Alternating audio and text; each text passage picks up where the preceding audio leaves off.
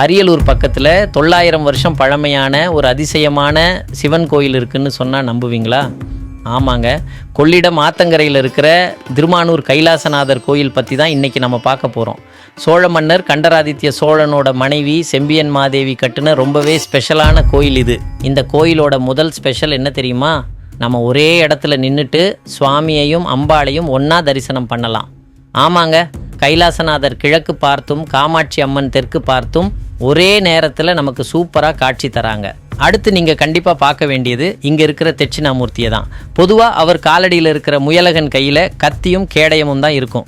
ஆனால் இங்கே கொஞ்சம் வித்தியாசமாக முயலகன் கையில் ஒரு பாம்பு இருக்குது. அதனாலேயே இவரை பவர்ஃபுல்லான நாகதோஷமூர்த்தின்னு சொல்கிறாங்க. நாகதோஷம் இருக்கிறவங்க கண்டிப்பாக இங்கே வந்து வழிபடலாம். இன்னொரு முக்கியமான சீக்ரெட் சொல்கிறேன், கேட்டுக்கோங்க. லட்சுமி தேவியை கும்பிட்டா செல்வம் வரும்னு நமக்கு தெரியும். ஆனால் வந்த செல்வம் நம்மக்கிட்டேயே நிலச்சி நிற்கணும்னா நம்ம ஜேஷ்டா தேவியை தான் வழிபடணும். இந்த கோயிலில் வடமேற்கு மூலையில் ஜேஷ்டா தேவி அருள் பாலிக்கிறாங்க. இவங்களை கும்பிட்டா மனக்கவலையெல்லாம் பறந்துடும், நிம்மதி கிடைக்கும். 750 வருஷத்துக்கு முன்னாடி இருந்த பழமையான சிவ ஆலயங்களில் மட்டும்தாங்க இந்த ஜேஷ்டா தேவி வழிபாடு இருந்திருக்கு. குறிப்பாக அமாவாசை அன்னைக்கு இங்கே நடக்கிற ஸ்பெஷல் அபிஷேகத்தில் கலந்துக்கிட்டால் ரொம்பவே நல்லது.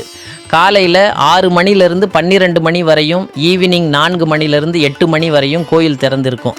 அரியலூர் பக்கம் போனால் கண்டிப்பாக இந்த கைலாசநாதரை தரிசனம் பண்ணிட்டு வாங்க. இந்த வீடியோ பிடிச்சிருந்தா லைக் பண்ணிவிட்டு நம்ம சேனலை சப்ஸ்கிரைப் பண்ணிவிடுங்க.